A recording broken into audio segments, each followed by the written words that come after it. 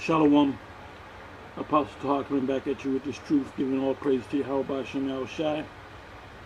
This is going to be a short lesson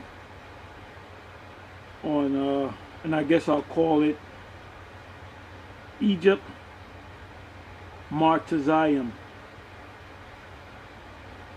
And I was thinking about doing this lesson a couple of days ago, and I had just got finished about maybe almost a half an hour ago watching the GMS Truth Sense 17 Lashawan Quadash Live, Genesis 49 verse 10. And the Spirit jumped on him to go into the Lashawan Quadash, or as we call the Hebrew, and to land back off of his lesson, I wanted to go into one word, and I just want to go into the etymon, or the root of that word, and the word is Egypt, because when we out there speaking, we basically speak about the Israelites, our foreparents being delivered from Egypt, and then we say that's a Greek word meaning bondage. But there's no, I got to look that up. I'm not going to look it up, it's not important, but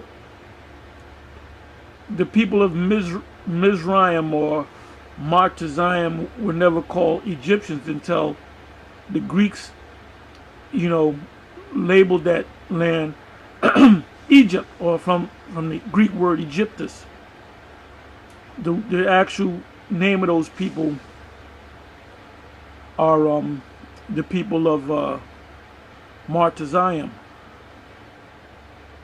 And what I found out, and I think I mentioned it on another earlier video, but I didn't go fully into it, that the word Matazaryam, the word leads back, you got to go back into the root of the word, into the etymology of the word, and then you'll get an understanding as to the meaning of the word.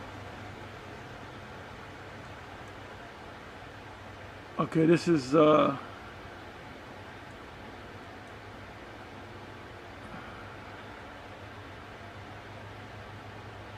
with me for 1 minute.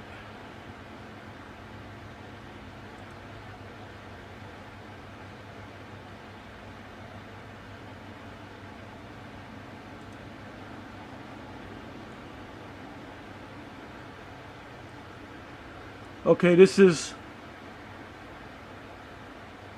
the word right here. I'm just going to a random scripture with the word in it,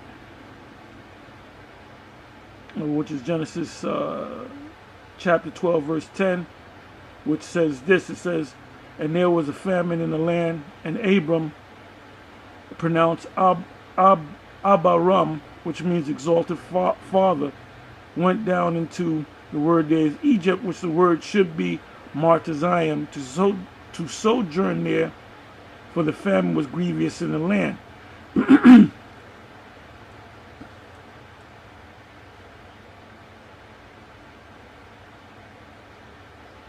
Now, when you go to the word Egypt, which is H4714, the word is Matazaryam, which goes back to the root H4693, Matazar,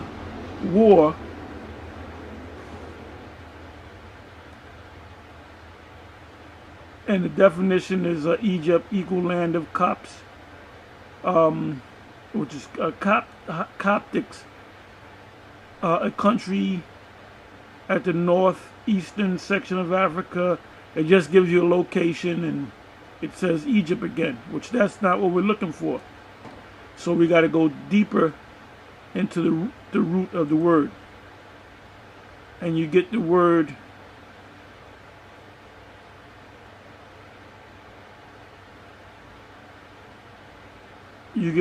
here. You get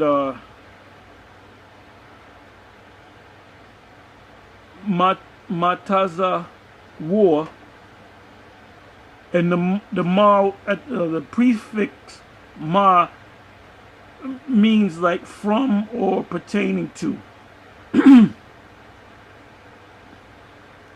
Like in the Hebrew to say let me think of a word.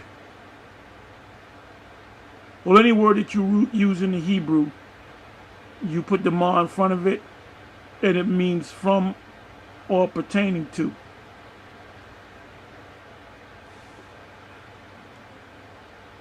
Okay, the word here is Metzor, a name for Egypt. Then it says siege, entrenchment, which we're getting a little closer. So now we're going to go from H46, or we're going to go to H4692. We were at H4693.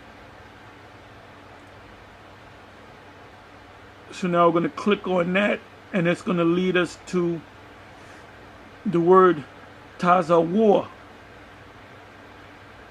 Like I said, now the word Tahar means siege, besiege, strong, besieged, bulwarks, defense, fence, fortress, hold, tower. It goes on to say siege, enclosure, siege, entrenchment, siege, works, siege, enclosure, siege, ramparts.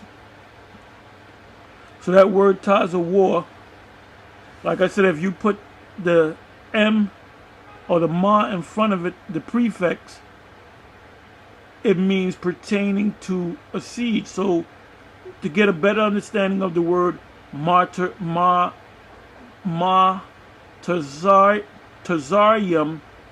would mean from, to seize, or to bind.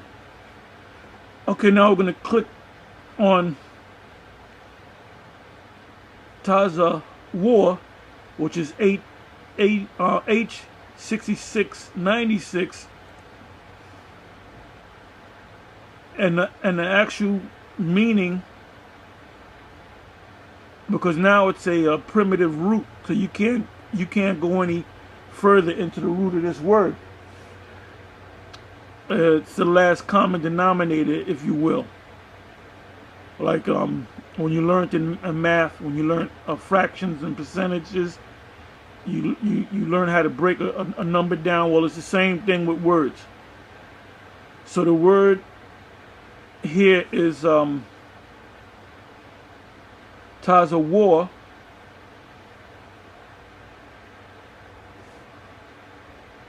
which is besiege, lay siege, distress, bind, adversaries, assault, bags, beset, cast, fashion, fortify, enclose, bind up.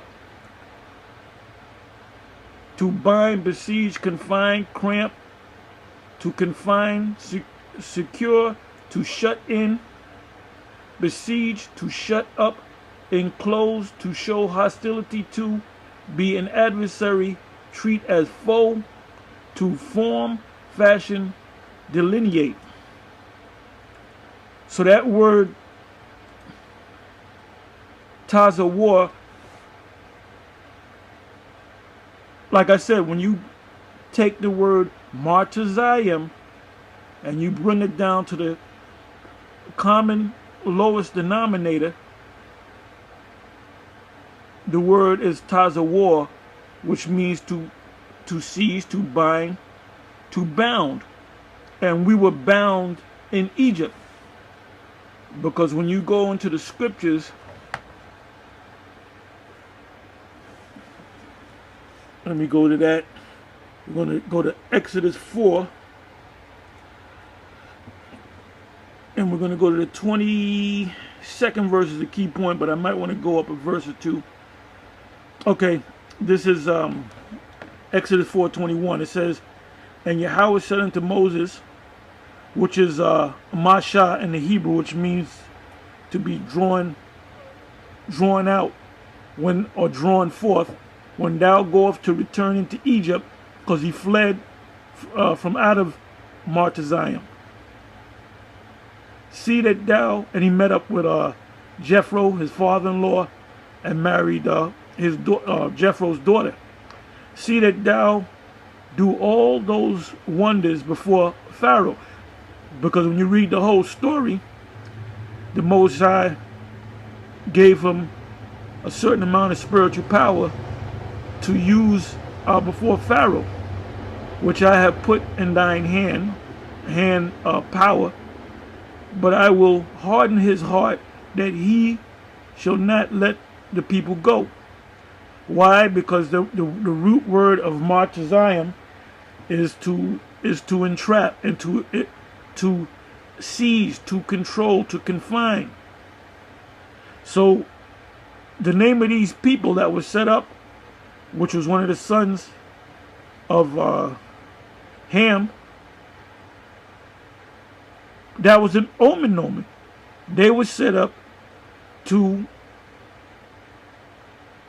bind us, to enslave us, and this was we became a nation in slavery.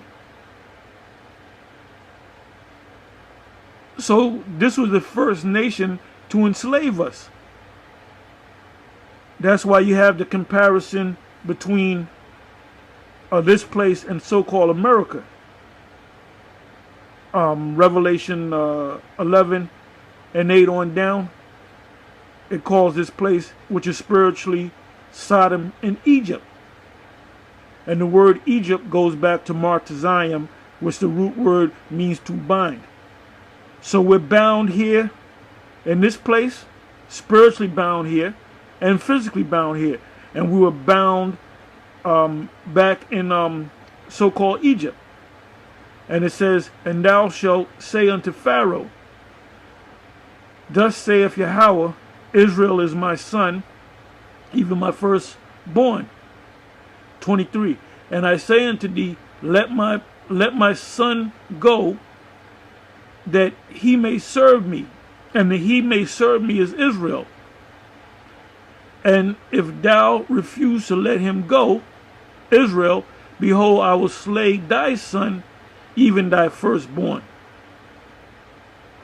And what Yahweh Ba'ashem told Moses was, you're going to go to Pharaoh, you're going to tell Pharaoh that your power said, "Let my people go." And then what did the Most High say in 21?